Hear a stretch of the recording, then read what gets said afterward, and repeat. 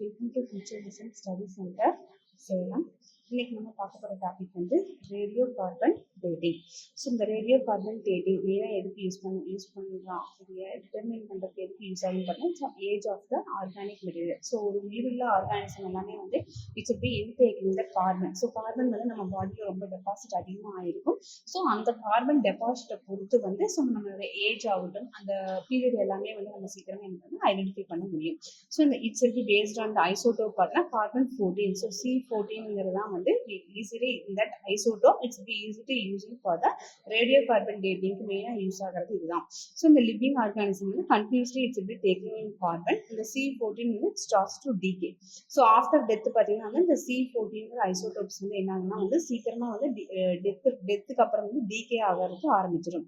So இந்த decay வந்து கான்ஸ்டன்டாக பார்த்தீங்கன்னா இட்ஸ் ஹாஃப் இயர் வந்து 5713 years to be take. So scientific measuring the remaining C14 to estimating the age. So useful for materials up to about 15,000 years old. So இந்த data கார்பனிங் வந்து எதுக்கு மெயினாக use ஆகுதுன்னு பார்த்தீங்கன்னா இந்த phone, wood, fossils and cloth.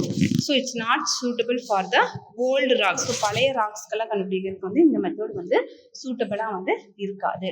So it's requiring the careful sample handling to avoid the contaminations.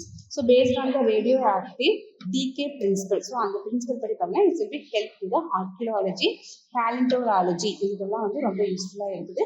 So it will be giving the approximate நான் எக்ஸாக்டான data கொடுக்காட்டியும் ஒரு தோராயமான அப்ராக்சிமேட்டாக வந்து இதுக்கு வந்து கொடுக்கும். Calibrations improving the accuracy. So widely used in the scientific dating method. So இந்த related questions பார்த்தோம்னா வந்து ரேடியோ கார்பன் டேட்டிங் அப்படின்னா எதுக்கு மெயினாக வந்து யூஸ் ஆகுது? It's will be used for what? Option A rock, option B metal, option C organic remains, option D water. So options என்ன option கரெக்டான ஆப்ஷன்ஸ் அப்படின்னு பார்த்துட்டு நீங்கள் உங்களோட கமெண்ட் பாக்ஸில் கமெண்ட் பண்ணுங்கள். வேறு என்ன டாபிக் ஷார்ட்ஸ் வேணுமோ அதையும் உங்கள் கமெண்ட் பாக்ஸில் கமெண்ட் பண்ணுங்கள். We will meet you on the next class. Thank you.